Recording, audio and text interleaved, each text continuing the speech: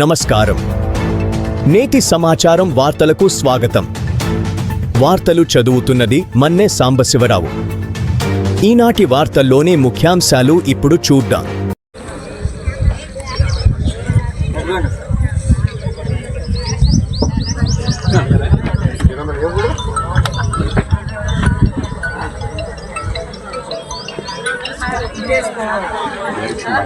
ఇక్కడున్న వ్యవసాయ రంగంలో మీరందరూ మీ చేతులు కూడా లేకపోతే వ్యవస్థ ఇంత బాగా నడవదు. ఈ కార్యక్రమాలు పర్యటన ముగించుకొని రైతుల యొక్క సమస్యలు ఏంటి, వాటి మీద ఎలా పరిష్కరించాలి, రాష్ట్ర ప్రభుత్వం ఏం చేయాలి, కేంద్ర ప్రభుత్వం ఏం చేయాలి, కేంద్ర ప్రభుత్వం ఇచ్చేటువంటి పథకాలు ఏమిటి, వీటన్నిటి మీద కూడా అందరికీ అవగాహన కలిగించే విధంగా వారు కార్యక్రమాలు చేపట్టారు. ప్రథమ పౌరాలు సర్పంచ్ గారు, అట్లాగే పక్క గ్రామానికి సంబంధించిన మరొక సర్పంచ్ గారు సరస్వతి గారు, అట్లాగే తెలుగుదేశం పార్టీ మండల అధ్యక్షులు వెంకటేశ్వరరావు, అట్లాగే ex marketing yard chairman Narasimha Rao, జిల్లా బీజేపీ అధ్యక్షురాలు రత్నకుమారి గారు, కిసాన్ మోర్చా రాష్ట్ర కార్యదర్శి నాగరాజు గారు, గ్రామ కమిటీలు భారతీయ జనతా పార్టీ తరఫు నుంచి వేసేదానికి ఇన్ఛార్జి మోహన్ గారు, రూరల్ మండల అధ్యక్షురాలు జయలక్ష్మి గారు, బీసీసీఎల్ నాగేశ్వరరావు, నరసింహారావు, వేదిక ముందున్న రైతులు, రైతు సోదరులు, భారతీయ జనతా పార్టీ, తెలుగుదేశం పార్టీ కుటుంబ సభ్యులు అందరికీ కూడా నమస్సులు. ఇవాళ మహిళా దినోత్సవం సందర్భంగా ఇవాళ డాక్టర్ ప్రకాష్ గారు వారి సోదరులు ప్రత్యేకంగా ఒకరోజు పండుగ చేసుకోవటం కాదు. ఇందాక సోదరి ఎవరో చెప్పారు, మీరు లేకపోతే ఈ సృష్టి లేదని చెప్పారు. ఇది వాస్తవం. ఈ ప్రపంచానికి దిక్సూచి ఏదైనా ఉందంటే మహిళ మాతృమూర్తి, తల్లి. తల్లి లేకపోతే ఈ ప్రపంచం లేదు, జననము లేదు. ఇది ఒక్కరోజు మనం జరుపుకునే పండగ కాదు, నిత్యం జరుపుకోవాల్సిన పండగ తల్లి. తల్లిని గౌరవించలేని వాడు ఈ దేశంలో బతకూడదంటని. తల్లి స్థానము చాలా పవిత్రమైనది.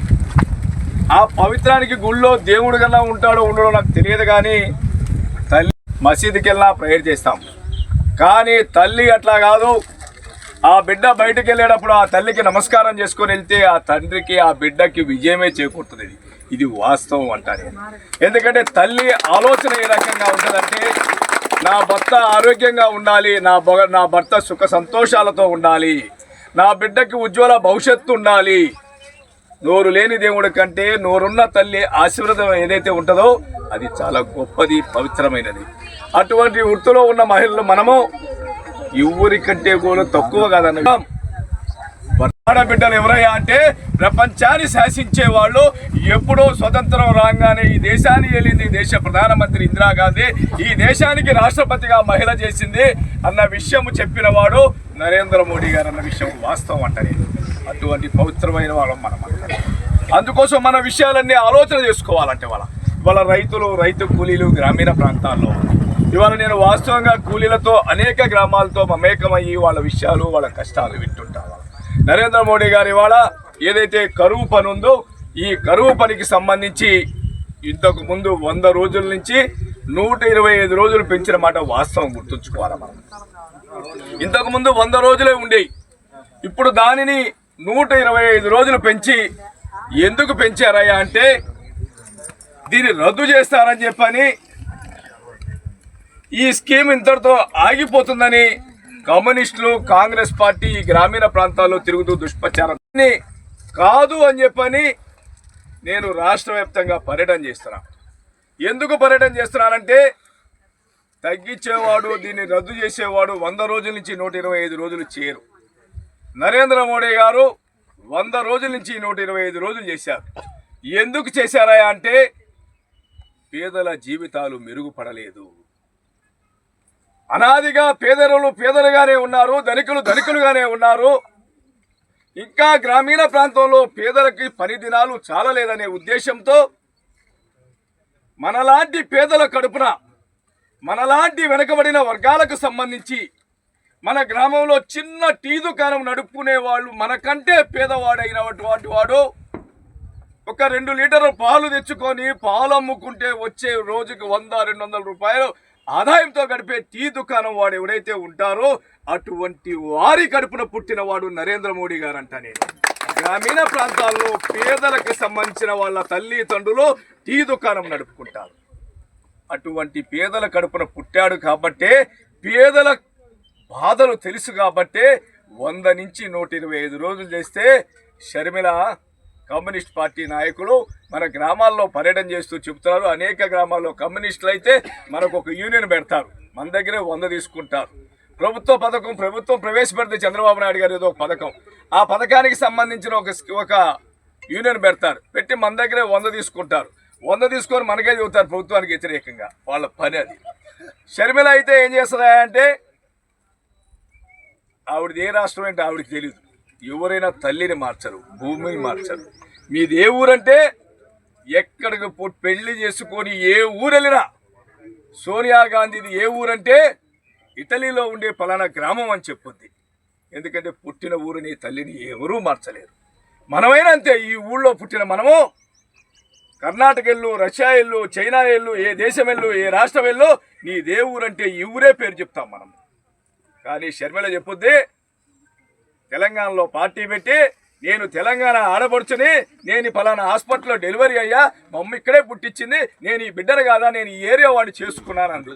నిజమే కావాలనుకున్నారు జనం. తిరిగింది రాష్ట్రం అంతా, ప్రజలు చేదరించారు. అమ్మా నువ్వు పనికిరావన్నారు.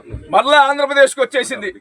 లేదు నేను అక్కడ పుట్టడం కాదు, ఏదో డెలివరీ వరకే. అక్కడ మా అమ్మది ఊరే, మా నాన్నది ఊరే, ఆంధ్రప్రదేశ్లో పుట్టారు, నాది ఈ రాష్ట్రం ఆంధ్రప్రదేశ్. ఇప్పుడన్నా రాష్ట్రాన్ని మారుస్తారా? ఎవరన్నా కన్న తల్లిని, కన్న భూమిని మారుస్తారా అంట.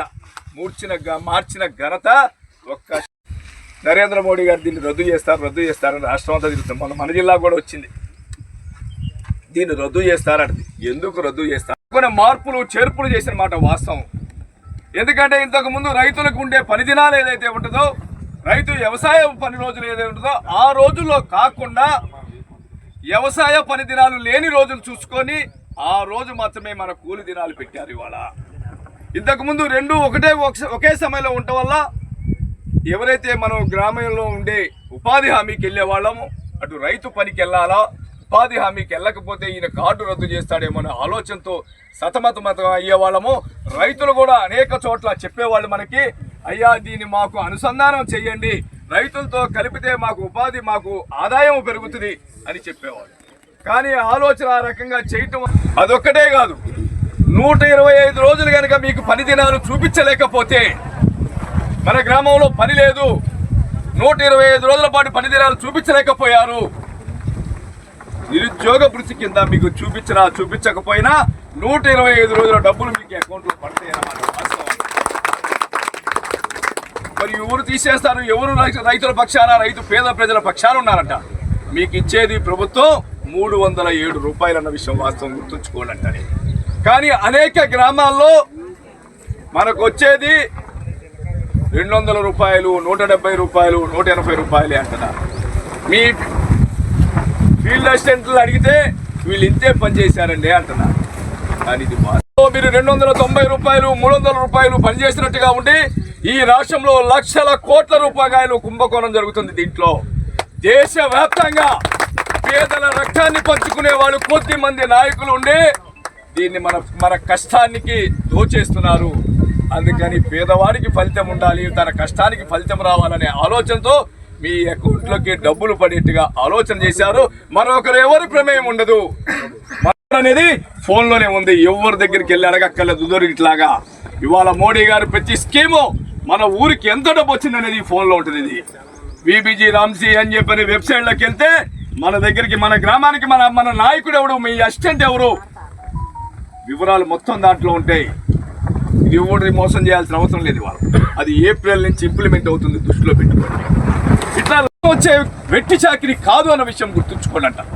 అందుకోసం నరేంద్ర మోడీ గారు ఆలోచన చేసి గ్రామీణ ప్రాంతాల్లో ఉండే పేదల కోసం అనేక రకమైన ప్రభుత్వ పథకాలు ప్రవేశపెట్టిన మాట వాస్తవం.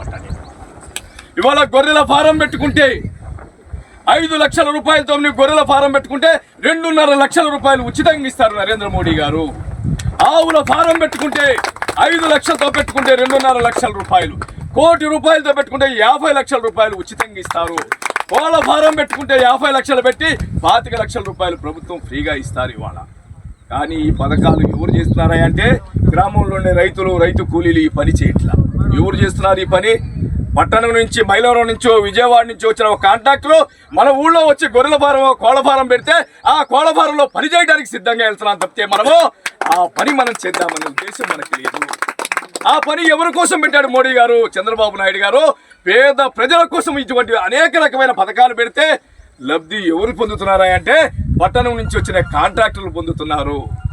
ఇది మనం చదువుకోనుంటే మన ఊళ్ళో ఎంతమంది కూలీలు ఉన్నారు, ఎంత డబ్బులు వస్తున్నాయి ప్రభుత్వం నుంచి, మనం ఎంత తీసుకుంటున్నాం అన్న విషయం తెలుస్తుంది. చదువుకోకుండా కూలికి వెళ్తే పోస్ట్ ఆఫీస్లో డబ్బులు ఎవరికి పడుతున్నాయో తెలియట్లేదు, ఎవడు డ్రా చేస్తున్నాడో తెలియట్లేదు, మనకి ఎంత ఇస్తున్నారో తెలియట్లేదు. రికార్డు పట్టరా అంటే తీసుకొస్తాను సార్ అని తప్పించుకొని వెళ్ళిపోయాడు. నేను ఇంకొక అరగంట కంటే ఎక్కువ సమయం అక్కడ ఉండలేను కాబట్టి వెళ్ళిపోయాను. కానీ వాడి రికార్డులో చూస్తే 290 రూపాయలు, 298 రూపాయలు వీళ్ళ పని చేసినట్టు రికార్డు చేసింది. ఆలోచన చేసుకోవాలంట. మీరు ఎంత పవిత్రంగా ఉన్నారో మహిళల్లో మన ఆలోచన విధానం కూడా మారాలి. మనం ఈ వృత్తిలోనే కొనసాగాలనుకోవద్దు. మన పిల్లలకి ఉజ్వల భవిష్యత్తు కోసం ఇవాళ ప్రభుత్వ పథకాలు, అనేక రకమైన పథకాలు వాళ్ళు ప్రవేశపెట్టారు. చంద్రబాబు నాయుడు గారు కానీ, నరేంద్ర మోడీ గారు కానీ. వీరిద్దరి నాయకత్వంలో ఇవాళ రైతు కూలీలో ఎన్డీఏ ప్రభుత్వాన్ని సమర్థించమని, వారి నాయకత్వాన్ని బలపరచమని కోరటం కోసం ఈ గ్రామానికి వచ్చా. మీ అందరికీ మహిళా దినోత్సవ శుభాకాంక్షలు చెప్పడం ఒక్కటే కాదు, మన జీవితాలు ఇవాళ ఒక్కరోజు పండగ కాదు, నిత్యము 365 రోజులు మనము పండగే. ఇంటికి ఇల్లాలే దీపం అన్నట్టుగా ఆ దీపం ఎప్పుడు వెలుగుతూనే ఉండాలి తప్పితే ఎప్పుడు కూడా మన దీపం ఆరకూడదు. మరొకరికి వెలుగు చూపించేది మహిళ అన్న విషయం వాస్తవం గుర్తుంచుకోవాలా. మన కుటుంబానికి మహిళే వెలుగు, జీవితానికి, రాష్ట్రానికి, దేశానికి కూడా మాతృమూర్తి మాత్రమే వెలుగునిస్తుంది. ఇది వాస్తవం అంట. లైట్ వేస్తే ఆ కరెంట్ ఉన్నంత వరకే వెలుగుంటుంది, కానీ మహిళ అట్లా కాదనుకుంటే గుర్తుంచుకోండి. వాళ్ళ నిత్యము కారు చీకటిలో కాంతి రేఖలాగా వెలిగేది ఎవరన్నా ఉన్నారంటే నా తల్లి మాత్రమే అన్న విషయం గుర్తుంచుకోండి అంట. నేను అటువంటి పవిత్రమైన తల్లులు మీ అందరికీ ఈ అవకాశం ఇచ్చిన మీ అందరికీ కూడా హృదయపూర్వక నమస్సులు తెలియజేస్తూ సెలవు తీసుకుంటున్నా. జై హింద్, జై భారత్.